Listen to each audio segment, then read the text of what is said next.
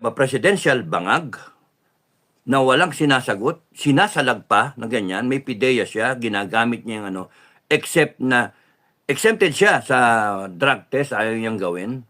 So you have Atamba and Alisa na sila ang nagpapatakbo. Saka nakakita nun, mali-mali naman yun. Kaya nga, ang problema sa inyo, baka natatakot kayo mga general, no? Mga kabalyero, baka natatakot na kayo. I'm sorry, sir.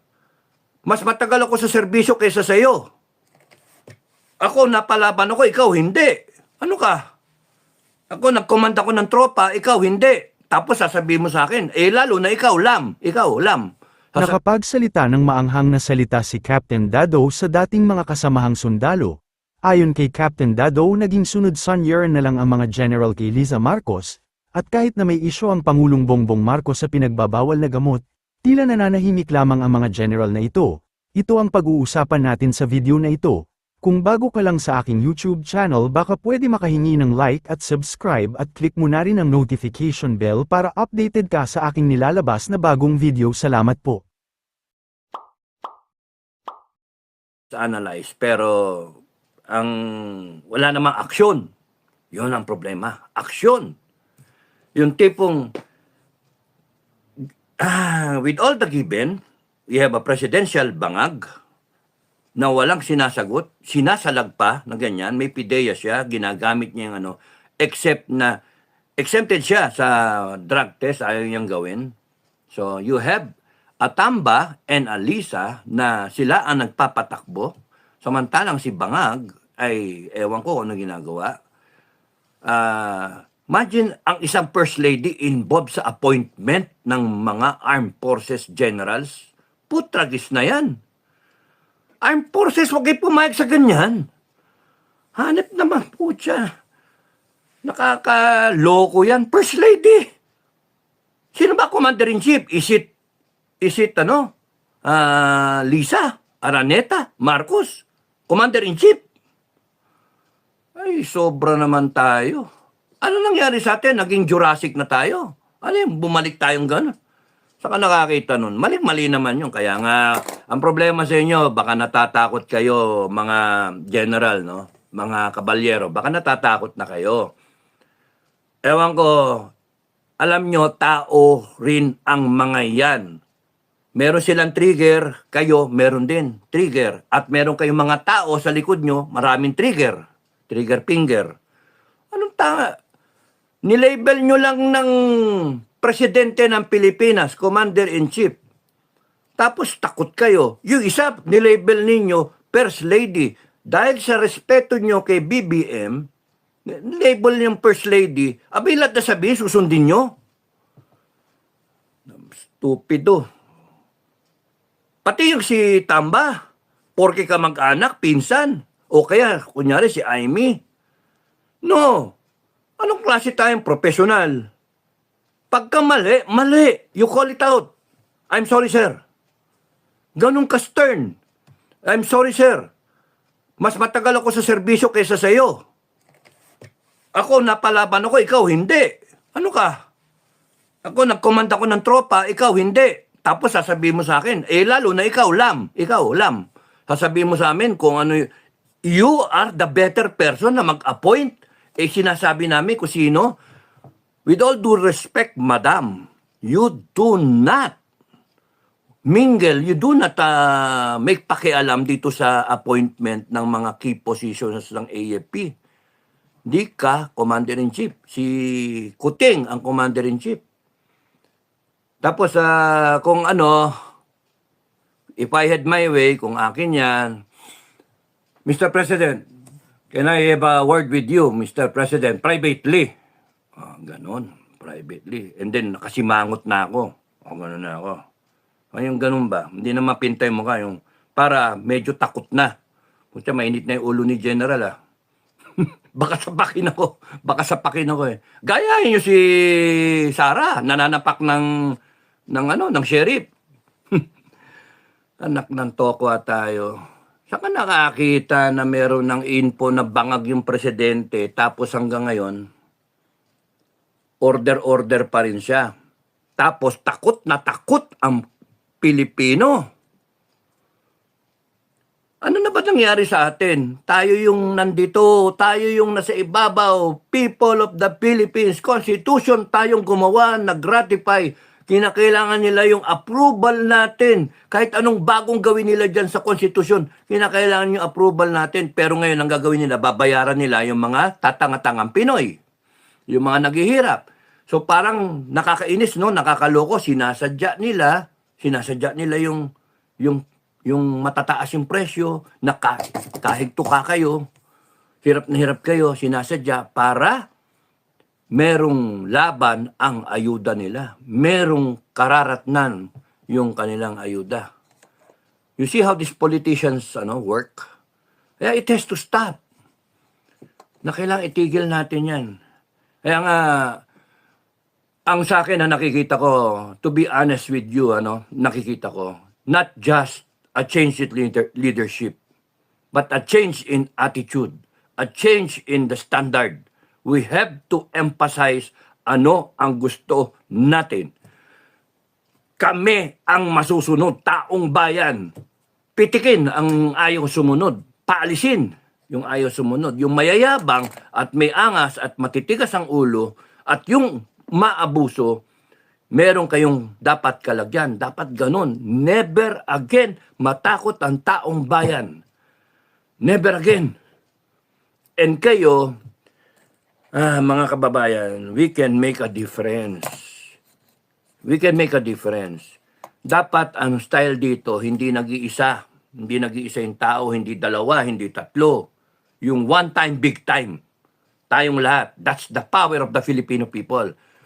Yung makakalabas niya sa 117 million, I just palagay mo na give away na yung kalahati. O sige, kahit 50 million na lang. Iba, senior, may rayuma, o iba, bata pa, pumapasok. Yung sino yung pwede, sa 30 million yan, dami na eh. 20 million, dami nga. Because EDSA 1, EDSA 2 made the difference. It changed things for the bad. Kasi tatanga-tanga rin tayo nun. Nag-EDSA 1, nag-EDSA 2 tayo, pero hindi natin alam yung problema. Ngayon, sinasabi ko na sa inyo talaga yung problema. Yung puno at yung ugat ay korupsyon. Matagal niya yung korupsyon na yan, magkaroon tayo ng death penalty, ayusin na natin lahat, may kinakatakutan sila, taong bayan, hindi AFP, hindi PNP, implementor lang sila ng gusto ninyo ng taong bayan. That's the standard. Hindi, yung iba nating kababayan, mauna na AFP, mauna na AFP, mauna na ang PNP, kayo ang pag-asa namin, kayo. No! You got it all wrong. Tayo ang pag-asa ng Pilipinas natin. Tayo, taong bayan. Because kunyari, eto tayo na board of directors, you have an erring president, saka nakakita. Sabihin mo nga yan sa Ayala, sabihin mo sa Ayala, sa San Miguel, o sa PAL. O, sabihin nyo yan sa International Container. O, sabihin nyo yan sa Mega World. Yung mga presidente nila, CEO nila, panay mga nagdudurog. O, anong gagawin ng board? Patatawag ka, explain ka eh. Pagka hindi ka nag-submit into a drug test, kasi yung drug test actually is a fair way of telling the guy before he gets fired by the board, tayo yung board, it's a fair way of telling him kalahati ng katawan mo nasa labasan ng kumpanya.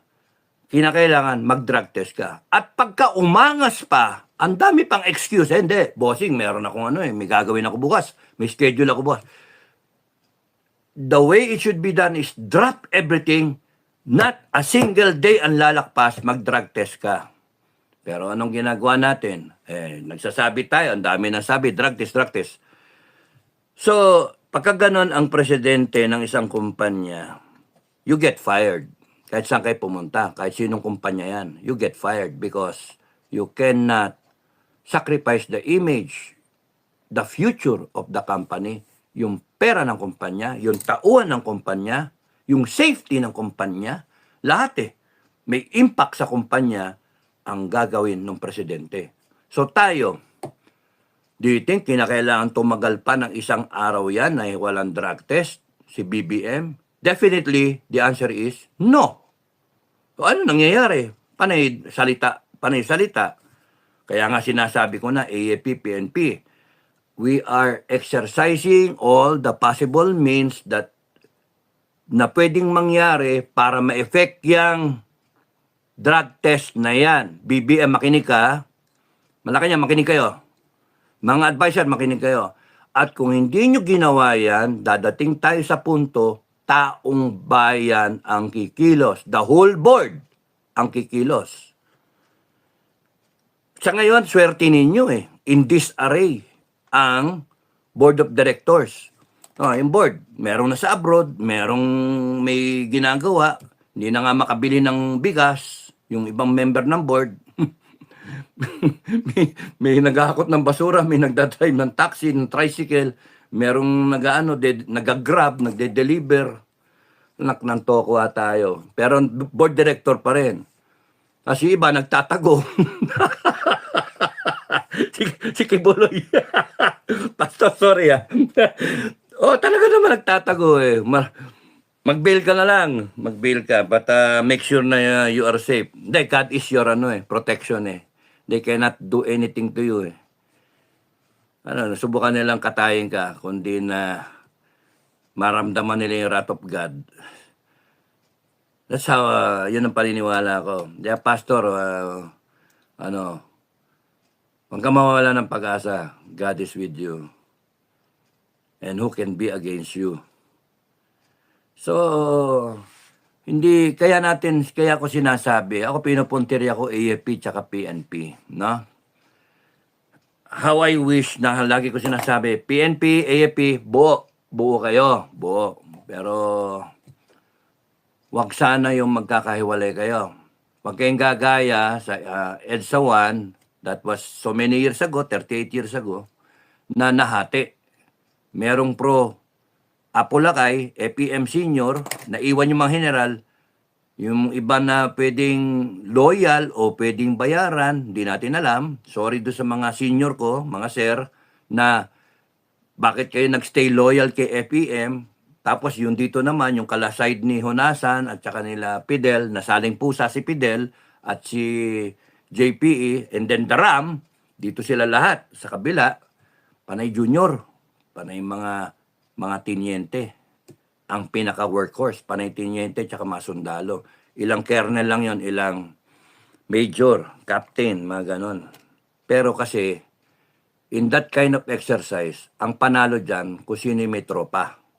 Kaya, AFP, PNP, talo kayo pagka magmatigas kayo sa kagaguhan. Kasi ang tropa, gising na gising ang tropa. Ang tropa, simple lang ang pangangailangan.